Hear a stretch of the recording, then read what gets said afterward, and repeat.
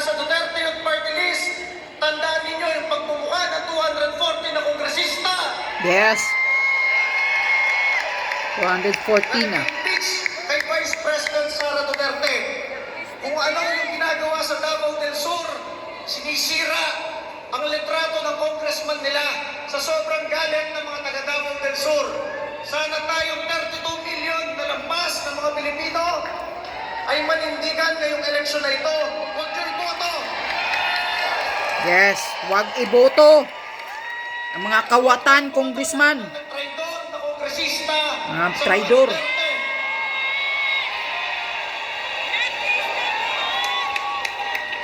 Traidor mga kawatan. Duterte lamang at ang Vice President Sara Duterte ang nagpoprotekta sa ating lahat. Yeah. Sa mga kriminal, terorista at terorista.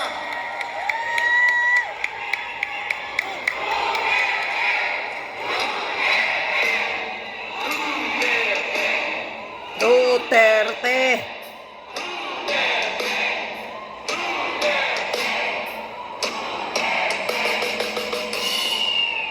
Kaya ang ating panawagan, kailangan protektahan natin ang Pangulong Rodrigo Duterte at ang ating Vice President Sara Duterte. At ngayong eleksyon na ito, lahat ng 240 na yan, kakampanyahin natin matalo sa kanilang mga distrito at probinsya. Yes. Tayong 32 million na Duterte supporters, unang-una, hindi na natin iboboto yung mga kinatawan na yan. At pangalawa, lahat ng mga neutral, ating mga kapitbahay, kababayan, kakampanyahin pa natin na huwag iboto yung mga traidor at walang utang na loob na mga kongresista na yan. Baka hindi nila alam, si Rodrigo Duterte ay wala pang talo kahit kailan sa kanyang buhay.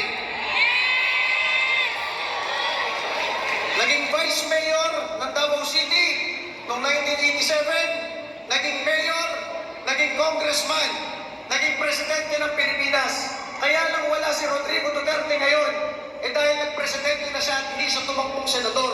Pero kung akala nila, mahina na ang pamilya Duterte, nagkakamali din sila.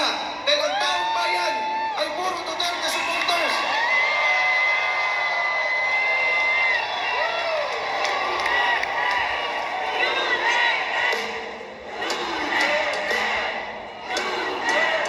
Yes. Grabing tao sa rally ni Kibuloy. Kaya ang aming panawagan, Pastor Kibuloy for Senator. Ang mga kaalyado ng Pangulong Duterte na narito sa harap at iboto ninyo ang mga senador ni Pangulong Duterte para mapagtibay ang pagbabalik sa Malacanang ni Sara Duterte. Yes. Straight PDP laban. Tayong lahat. Ni Pastor Kibuloy, ang tagumpay ni Sara Duterte ay tagumpay ng mamamayang Pilipino. Tama. So muli po, mula po sa inyong number 5 Duterte Youth Party List, kami ay lumalaban ulit ngayong eleksyon na ito. Kami ay naninindigan kasama ninyo at tayo ang magdadala ng liwanag dito sa bayang malugmok na ito. Muli po, maraming salamat at masabi natin, tatag lang, tatag lang. Maraming salamat po. Hihi! Duterte pa rin ang sigaw ng mga taong bayan. Youth Party List! Yeah. Isang malakas na palakpak naman dyan! Yeah, daming tao.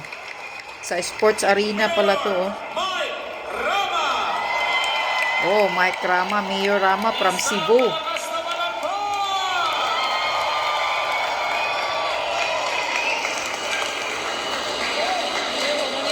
Suatu ketika Yes. Nabi Muhammad menyuruh Iboto orang natin. Yahudi yang ahli dalam membuat Si perhiasan Pastor untuk membuat Kibuloy, cincin number yang berukiran 53 kalimat sa tauhid. Baluta. Pagka-senador.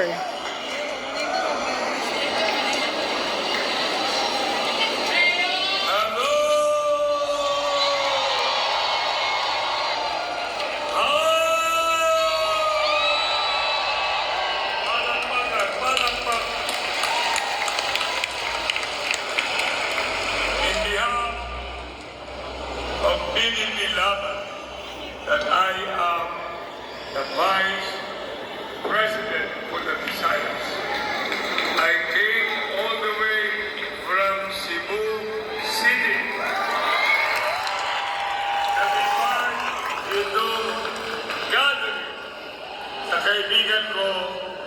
samantaling walang iba, 53 sa baluta, Kibuloy Fif- for Senator. Yes, Kibuloy for Senator 53 sa baluta. Ano pa ba ang kailangan kong sasabihin? Tried and tested yan si Kibuloy. I have known him. Alam na alam ko si Kibuloy. Ako si Apollo. I've been mayor and I've been serving the country for 31 years already. 31 years. Naging presidente pa ako ng Councilors League sa buong bansa, Vice Mayor's League sa buong bansa. Presidente pa ako sa lahat ng mayor. Great cities of the Philippines, and that brought me, nakakilala ko kasi nagpunta na noon when I was the mayor in the city of Cebu somewhere 2010.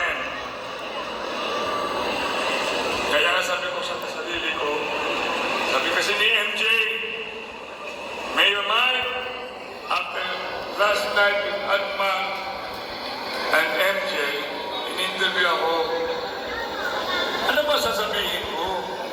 Wala na ibang sabihin.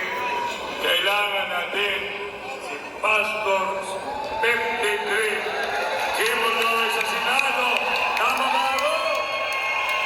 Kailangan natin taong totoo, taong may puso, taong who will convert like all of you. And that is why I want to be counted. I want to be counted itong importanteng gathering.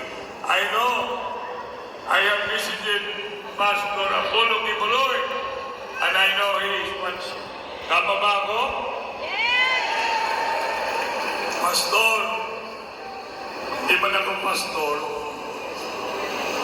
Pastor Apollo Kibuloy, nandyan ka, kikinig ka sa amin, nandito po kami. Mahal na mahal namin kayo. Finally, with PDP Laban, our chairman, Mayor, President, former Digong Duterte also endorses Kibuloy for Senator, including Vice President Sara Duterte. And last but not the least, all of us, Partido PDP Laban, bring Kibuloy 53 for Senator as part of our group. Maraming salamat. Agad salamat mga Bisaya. May gabi ang inyong tanan. Isaya ako. God bless! Salamat! Daghang salamat, Mayor Mike Rama! Yes.